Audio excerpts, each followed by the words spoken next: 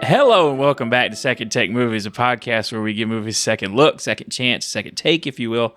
I'm your host, Preston Jenkinson, and joining me, as always, it's my co-host, Jake Twito. Hey, we're here to celebrate your favorite actress, Mia Djokovic, of The Fifth Element, Ultraviolet, and Resident Evil. All your favorite movies. You know, she's not terrible. She's in terrible movies, but... Oh, I think she's got the same curse as Underworld. Kate Blanchett. It's not Kate Blanchett. That's not Kate Blanchett? No. Yeah, I suck. That is someone else. Who's that dame Kate I'm talking Beckinsale. about? Kate Beckinsale. I had one right. It's a female. I mean, whatever. Yeah. Joking. It's Hellboy from 2019 this week. Now we're doing Hellboy again. Here we are. Yeah. It is rolled around. I like this movie. Jake doesn't. I don't know. I got problems. That's all. Okay. I enjoyed it. The acting was great. My problems are it's an R-rated movie that's R-rated just for the fun of it. None of the gore or anything else does anything. It's just like, let's see what gore we can put in. There's no plot. There's no nothing. There's nothing even flashy about it. It's just you know what? There's definitely a plot. We're gonna rip some people apart. There's a plot, and it's a lot of fun. No, plot. Sorry, not plot with the gore.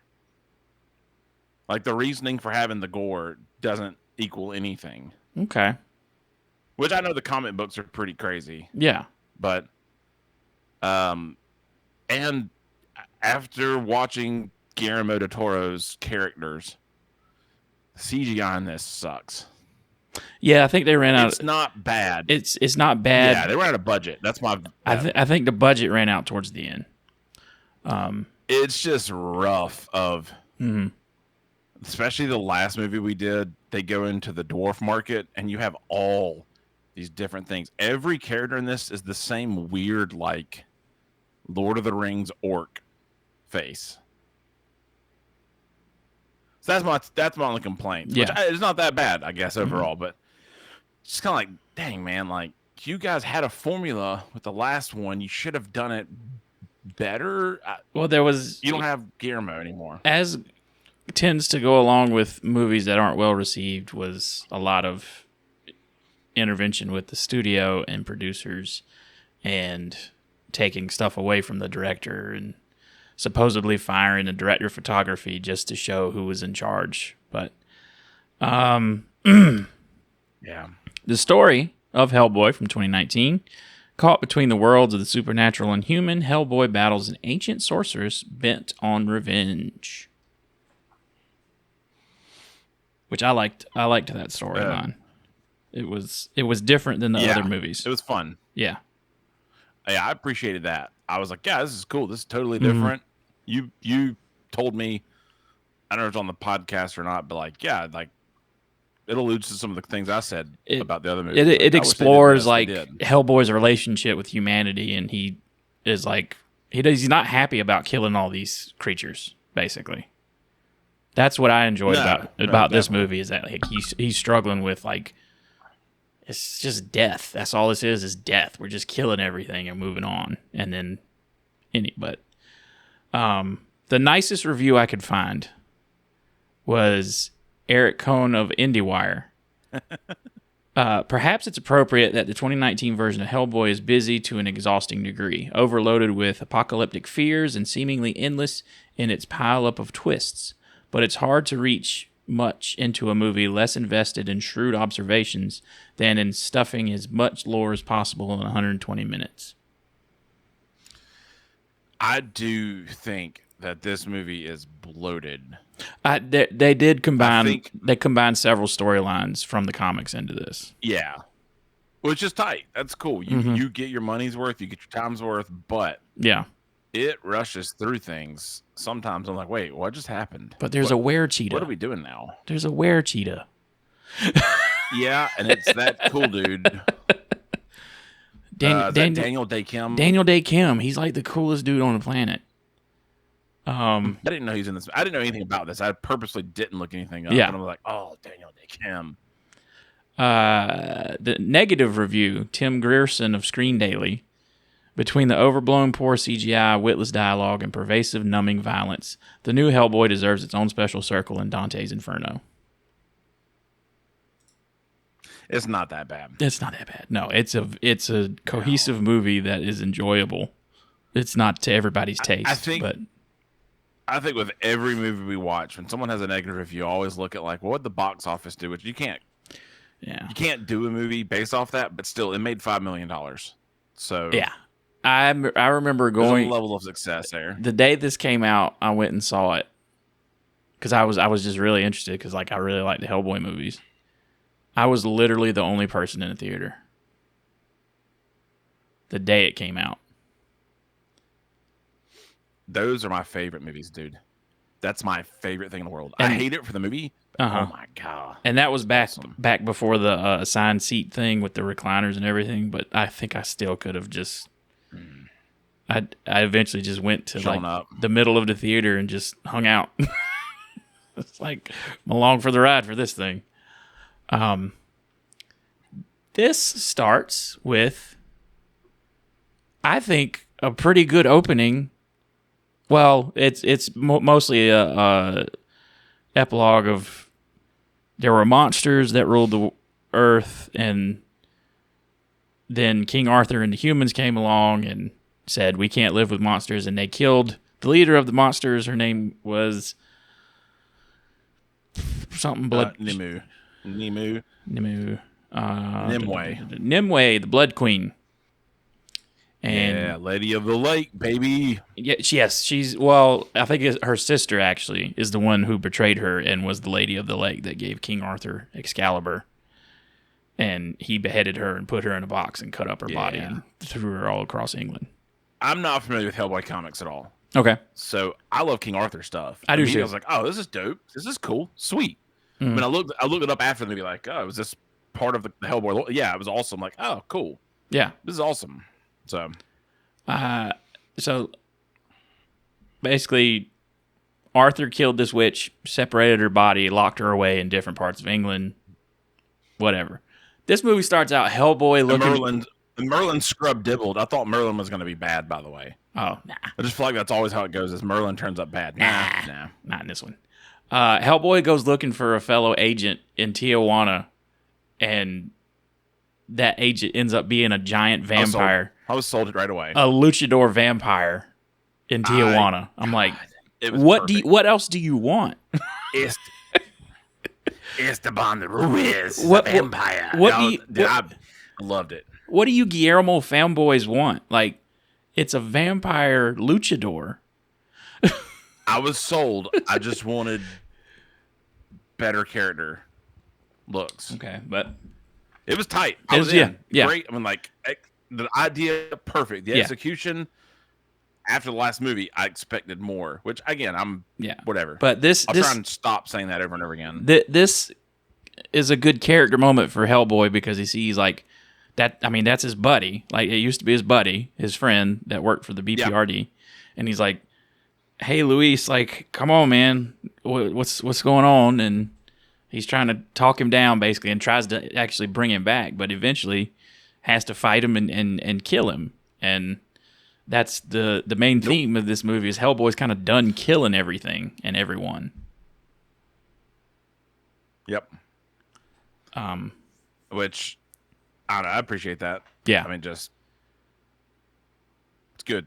But another thing I also like about this for the killer, that I like about this movie, Hellboy's able to walk around in public, and like people are seem more accustomed with the supernatural in this world. They don't skip over that. Yeah, it was pretty wild. Like that was a shock after watching the past two of like he walks in there and they're like Hellboy, boo, we know you. Yeah, they announce him. Yeah. And it's like, oh, they're cool. They're not freaking out. I think the vampire they freaked out, but not Hellboy. Yeah, that's what I think I like more about this movie than the Del Toro ones is because those are great movies. Don't get me wrong, but they felt like a Men in Black clone to me at times. Yeah, 100%. And this is just like Hellboy's in the world, and we know supernatural stuff exists. Yep. It's great. Or, whatever it is. Yeah. But Ruiz dies because he gets impaled on the freaking corner post. He does. It's pretty great. I love that I was so sold. And again, I like this movie. Yeah. I don't hate it. There's just things I hate compared. Mm-hmm. I'm not a Del Toro fanboy, but whatever. His last words are, "The end's coming." Yeah. I think and you're doing it. I think, and that's what a lot of people, especially reviewers, had a problem with is I don't think anyone gave this movie a chance just because it wasn't a third Guillermo Hellboy movie. Yeah. So this movie got an unfair shake, in my opinion. So yeah, and I always have a weird prejudice. I don't know what the word is. Like, I don't care if it's going to movie the Marvel. Mm-hmm. First time you actually see blood really in Marvel stuff. That was in great. I don't care. Werewolf by Night, I think. Yeah. Oh yeah, I forgot about that. But it was black and white, so we couldn't see it. Yeah. All the blood was red though, wasn't it? Yeah, they released a color version of that, and the blood was red on Disney Plus. Yeah. I don't know. I just always have a weird thing of like, you made this R-rated. It didn't really need to be R-rated to tell the story. Mm. I sound like a church boy. It's not my intent, but with the Baba Yaga stuff, there are scenes later. At this point, it's like, oh, this is cool. Yeah, I feel like the violence is warranted because like that's what you want is like these big gruesome. But anyway, we're back on the story. Hellboy's told to come back to home after he kills Ruiz, and he walks by the memorial where they're adding his name to it, and we again get this like, death is all around me, and I don't like it, and has a conversation with his dad, and he's being sent off to help out these real posh, hoity-toity troll hunters in England. Also, I want to go make sure his dad being Ian McShane, that character, not the last movie, like I loved the previous father. Ian McShane rules. Oh, this is such a funner role of like, hey, you're part of gritty. Yeah. But this whole scene was crazy. Or the whole sequence. Like, I feel like this was a whole comic book arc. Do you know if it was when he goes to the hoity-toity boys? I'm not 100% familiar with the Hellboy comics, but maybe. You know what? Hey, Preston, this podcast is over. Everyone have a good... No, I'm just kidding. I didn't remotely expect that. I didn't at all expect the twist coming from that. Yeah, it's one of the best parts of the movie. He goes... Yeah, it was awesome. I was like, oh, dang, dude. Like, again, the story is sick. I got no problem with it. Oh, man, it's so good. Yeah. That whole interaction of him coming in, again, like you said, no one's freaking out. They go to a back room. You also get to meet Lady Hatton. Yeah. And you quickly get the exposition of, oh, well, your dad's also a part of us. He killed giants, too. Well, he was a guest, but like they were familiar with him. Okay. And we get the origin of this Hellboy, which is not dissimilar to the original Hellboy. Rasputin opened a portal to hell and out because they were trying to bring up a demon to win the war for him. And then Lobster Johnson shows up, played by Thomas Hayden. Lobster Johnson, played by Thomas Hayden Church. Great.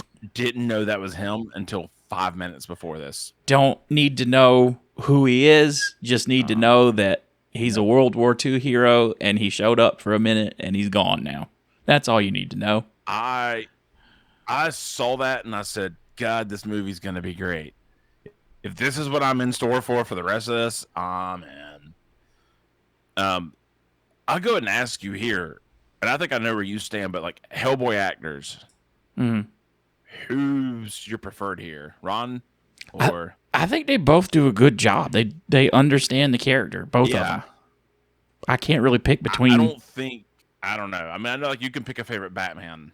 I don't think you can pick a favorite Hellboy. I think they nailed the casting. 3, 2, 1 favorite Batman.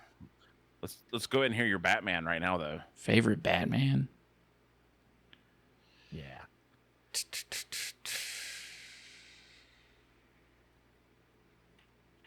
It's the animated one. But anyway, we meet with this group of guys, and they're explaining, like, all right, we've got your backstory now, so we go on the hunt for trolls. And he's constantly questioning, why do you need my help for these trolls? Like, y'all been hunting them this whole time. And they're like, oh, well, there's 3 of them, so we really need help. And he's like, all right.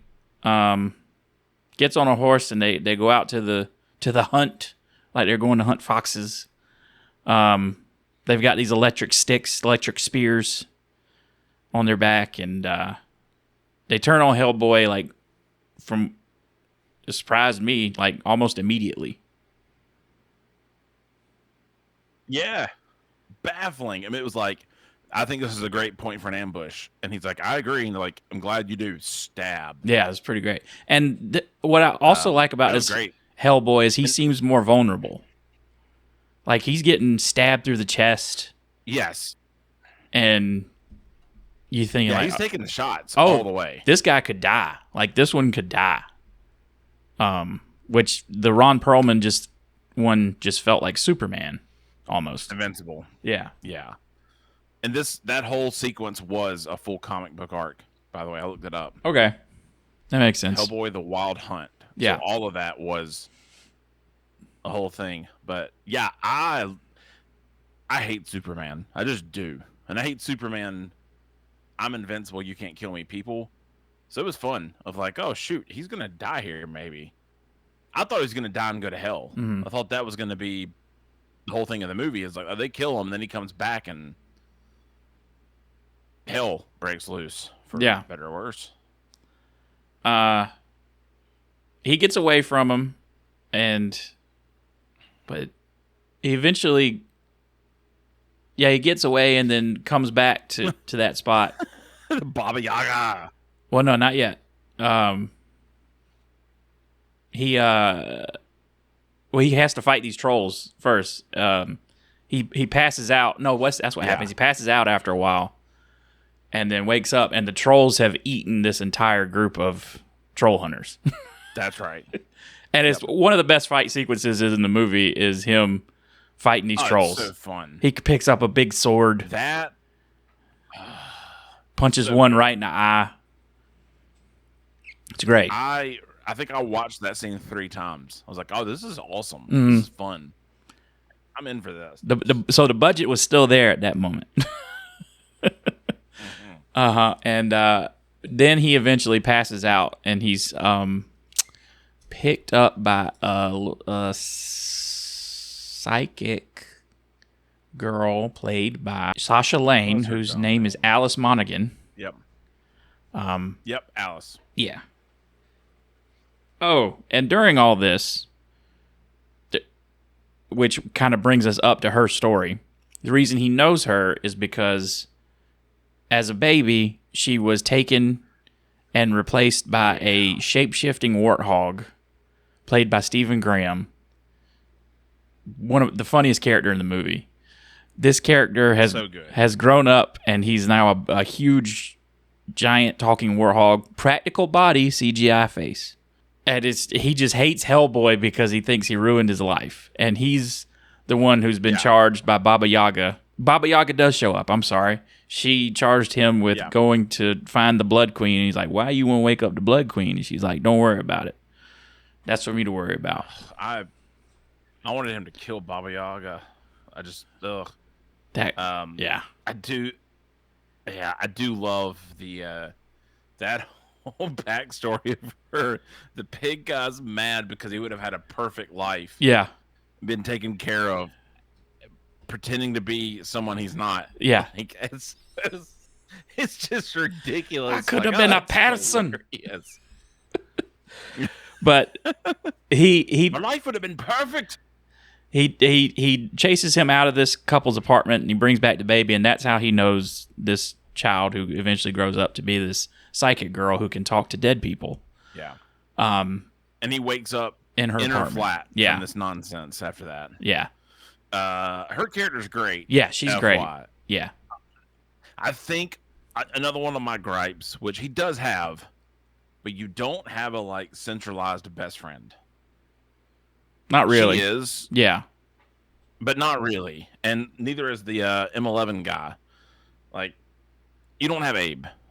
And I think I missed that. Yeah. In this. But he kind of shows not up. Abe, but a friend. Yeah. Abe shows up as a hand cameo at the end, but it'll never go anywhere. Never probably gonna go anywhere because this made maybe $1 million. And I also loved he woke up and I fully was like, oh, Alice is full of crap. She doesn't know anything. Yeah. Oh no, she does. Yeah. No, she's real. She works for the BPRD. That scene of her, kind of the ending of the original discussion, and she's talking. She gets up and gets under the table and is like, "What are you doing?" And she's like, "I don't want to get glass on me when they bust in." That was the funniest setup of, oh shoot, tight. Yeah. BPRD busts in and they get to give him the lowdown. Is like, hey, Blood Queen's back. But just that whole when she's getting sewn together, that whole creepy witch scene, it's great. I love shit like that. Just creepy witches. It was good. I don't like this.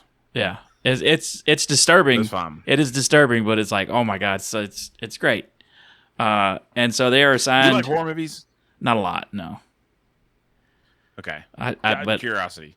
I just love random creepy stuff like that. And then, that was great. That was dope. Yeah. You also get to meet what's his freaking name? I was just looking. Daniel Day Kim's character. Yep. Ben Daimo. Daimo, yeah, Agent Daimo, who was originally going to be played by Ed Skrein. And who was that? Bad guy from the first Deadpool movie. Okay. Ajax. I can see that. But way better pick here. He found out that the character was Asian and was like, yeah, I'm not going to do it. Good on him. Yeah. Good on him. He was like, maybe hire an Asian I'm all for character. That, man. You want to talk about Snow White? Never mind. Go ahead. What? Sorry. So they go back to the Fox Hunt Club, and they're all dead. Start searching. Yeah, the rest of them are all dead. Yeah, she has a conniption of bad things happen. No shit, lady. There's bodies everywhere. By the way, the guy the Ben Daimo guy, I looked him up because I wanted to know was he Asian or not. Mm-hmm. Dude, his comic book facial features, they're awful. Oh, he's disfigured in the comic. It's open mouth, Mm-hmm. They held back. Yeah, I was shocked. I went, oh god. They held back on the scratches of the face, and I was like, well, you got Daniel Day Kim. You don't want to mess up that handsome man.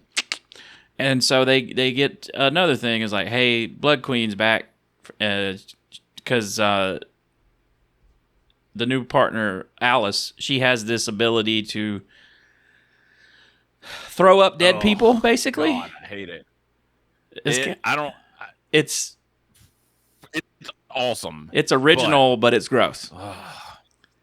And I can't remember what... I can't deal with... I know she's not vomiting, but in my head, it's just a vomit. Yeah.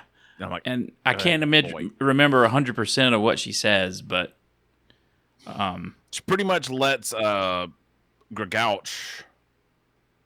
Isn't that the guy? No. I can't remember who she funneled. I'm trying to remember what character... Who'd she funnel for that first... That lady, whatever, It's Hatton. Oh, it's Hatton. Yeah, it's the seer. I'm sorry. You're right. Yeah. You're right. Yeah, I'm mixing up later in the movie. Yeah. But that's when you find out Hellboy is the apocalypse. Yeah, which, I mean, that's Hellboy all the time. We kind of got that in the first movie. I like the way it's handled in this movie better than the first movie, but anyway. Yeah, this was done way better. Yeah. Way, way better. This is a little bit more coherent of a story. So, we go off to... Where else do we go from here? You go to the M11 headquarters now. The fish and chip shop. That's right. So they've the pig guy's walked off with her arm now. Yeah, he has her completed Hellboy body. Gets confused with her talking to him, the Blood Witch. Yeah. So he gets gone. So they're going back in M11, which, God, dude, I don't know what it is. I think I love James Bond crap too much. But like any secret place in some random thing, I'm like, oh, it's awesome. Yeah.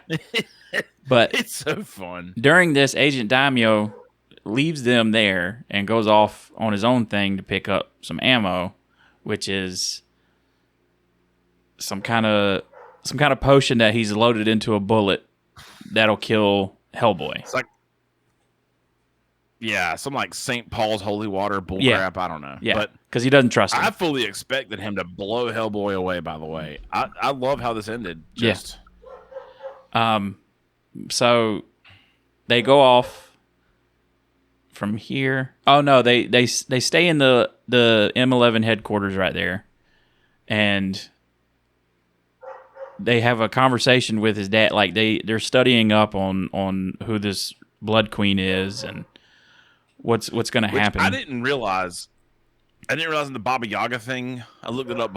Like I quit my job, dude. I'm screwing off some. Let's just be honest.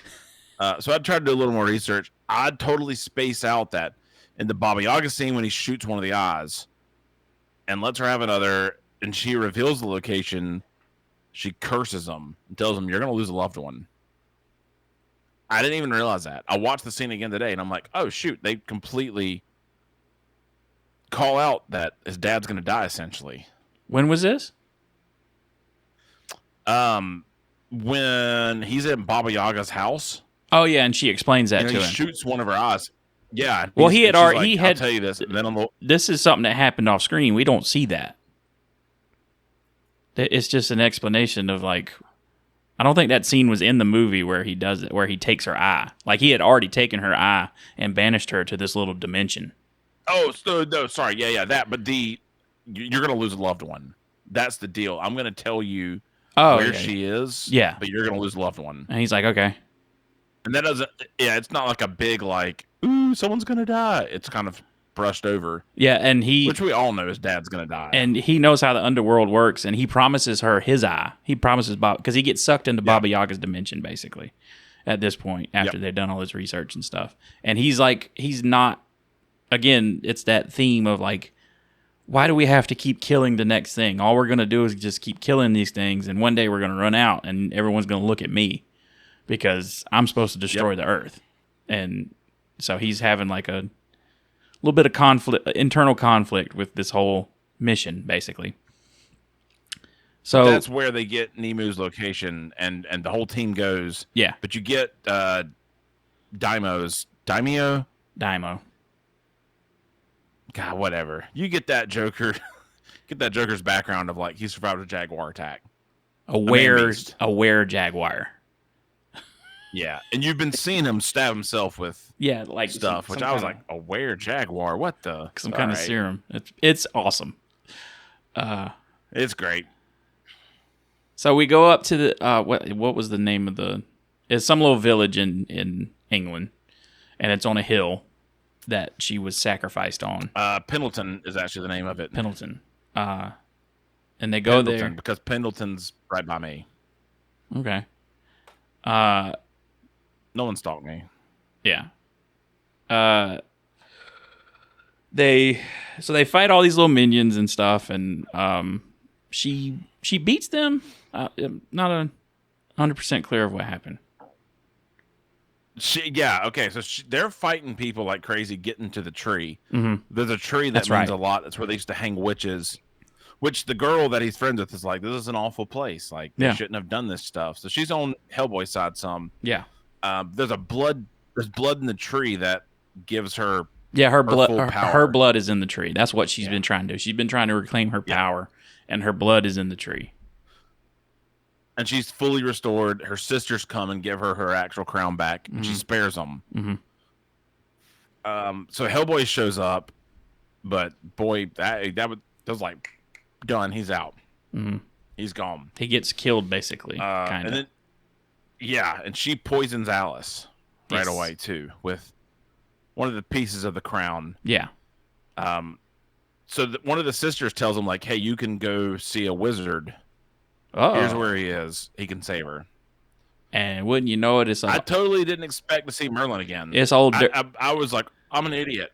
It's an old, dirty, crusty Merlin. Played by... Yeah, he's a crusty boy. Domhnall Gleeson's younger brother. Oh, okay. Also the son... That's pretty cool. I didn't realize that. Son of Brian Gleeson, who's been in hundreds of things. Everything. Great family. And it sounds just like his dad, too, which is wild. Yeah, I don't know how I didn't pick that up. When I heard it, I was like, that voice is familiar. Mm-hmm. There's a reason. But in this, we find out Hellboy is half human, and his mother was a descendant 3 times removed from Arthur, who had sex with a demon in hell. And that's where Hellboy was until like 1940 something, and was brought out of hell to end the world.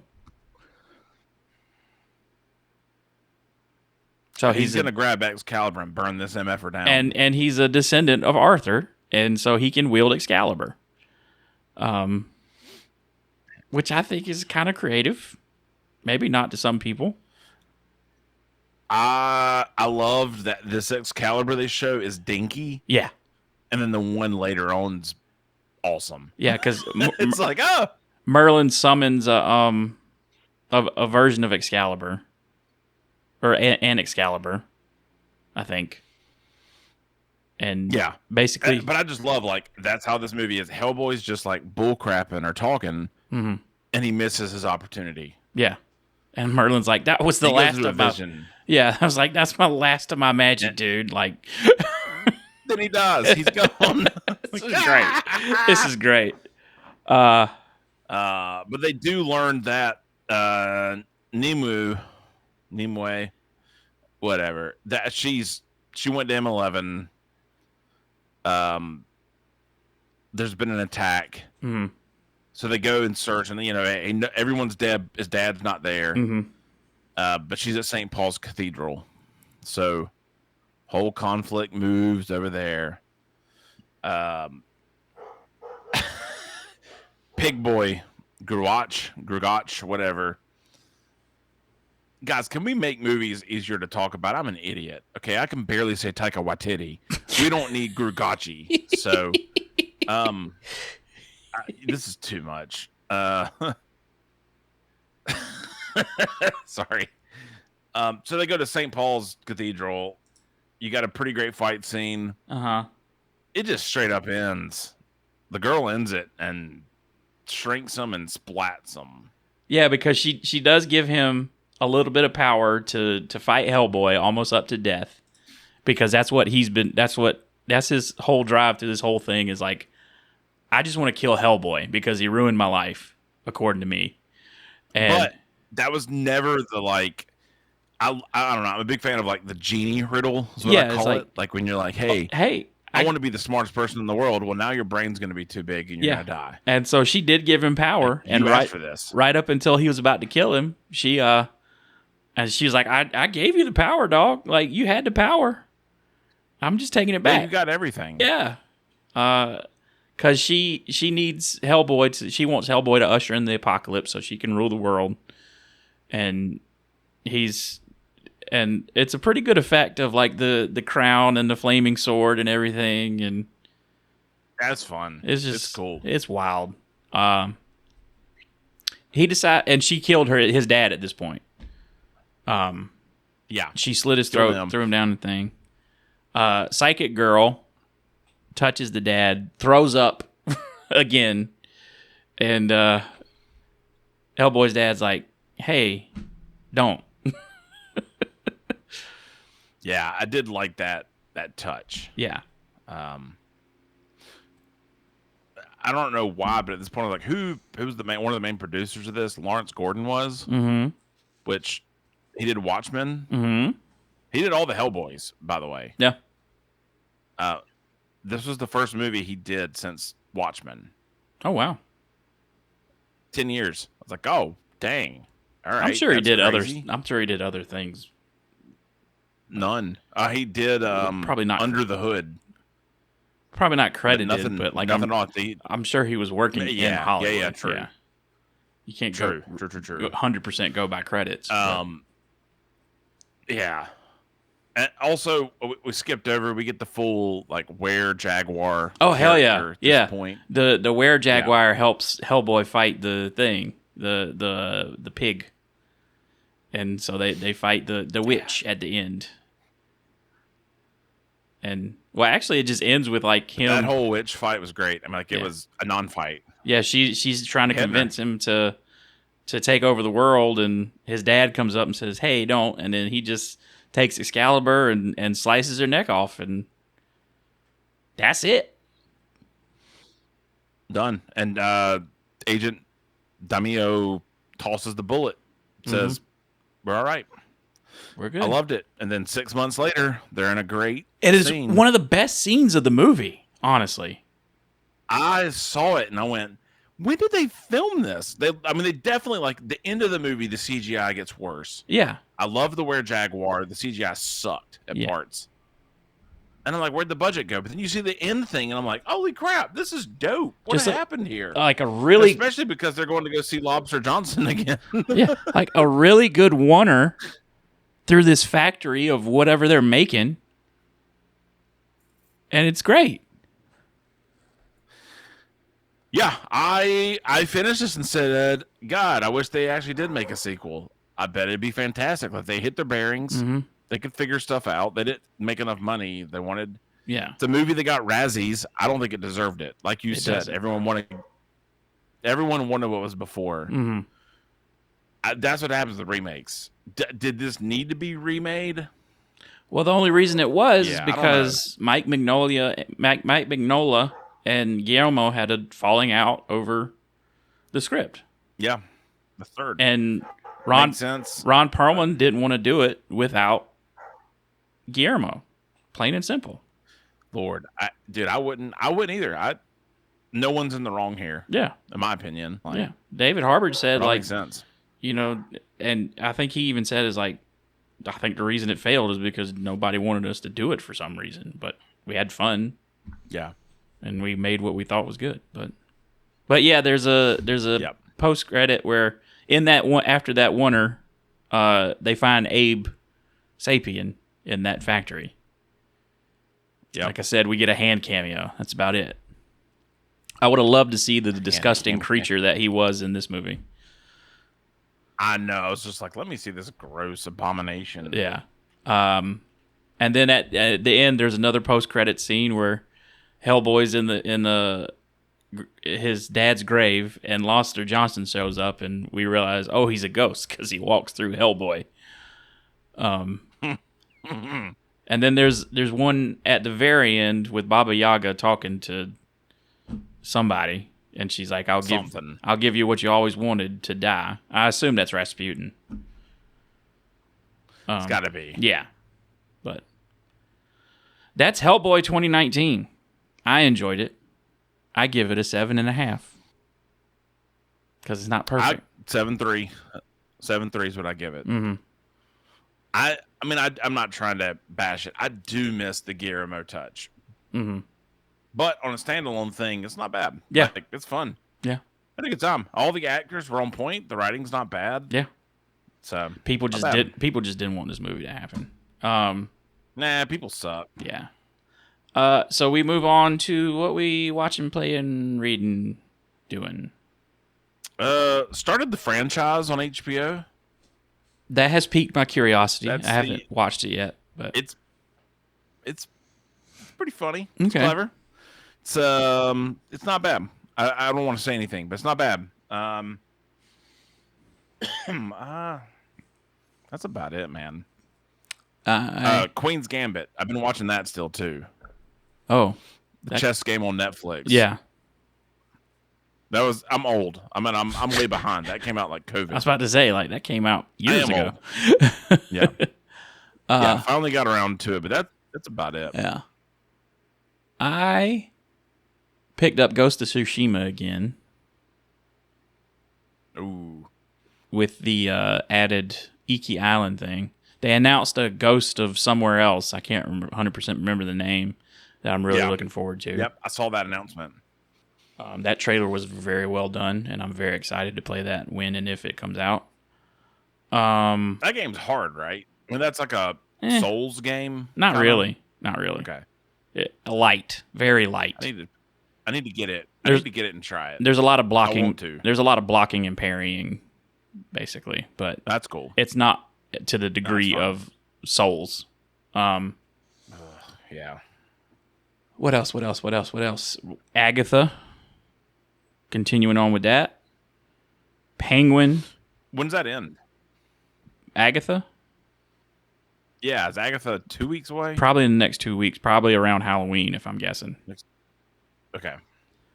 I'm waiting for that and the Penguin. I'm just gonna wait until they're done. Penguin's still good. Penguin is the best show on TV right now. Dude, I'm switching gears on you, but I'm not related. I saw a YouTube video about Colin Farrell and his son. Mm-hmm. Have you seen this? Mm-hmm. His son has a disease. Yeah. I had no idea. The guy kept it that private. Yeah. It's the most touching thing in the world. I'm like, God, Colin Farrell's a good guy. Yeah. We already knew that. Yeah. But God, gut wrencher.